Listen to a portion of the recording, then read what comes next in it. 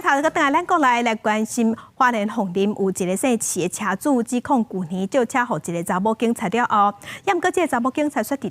直拢无去交代讲车尾也走去倒位。尾安尼，伊是伫60多公里的花莲车头找到这架车，也毋过即马这个警察讲伊要告这个姓齐的查某人妨害名誉含恐吓，双方即马讲法无共款，到底真相是安怎？爱过来调查。 前方测速照相，速限50公里。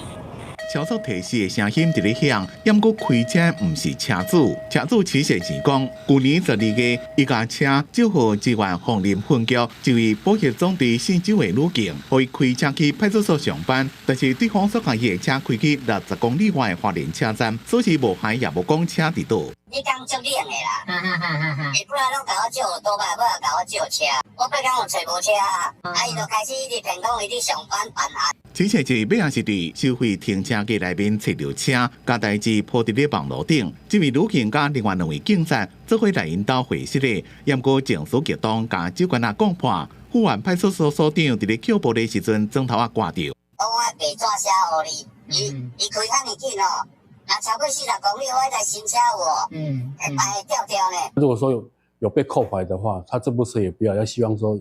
要由我们周县警来买下这部车。警方确定姓周的女警伫咧借车的这段时间，并无超速等相关的违规记录，也毋过对女警纠纷维持是该记新界。 但是对车主的指控，女警是提出妨碍名誉加恐吓的告诉，双方当事人将会等待司法调查，查清楚代志的真相。记者综合报道。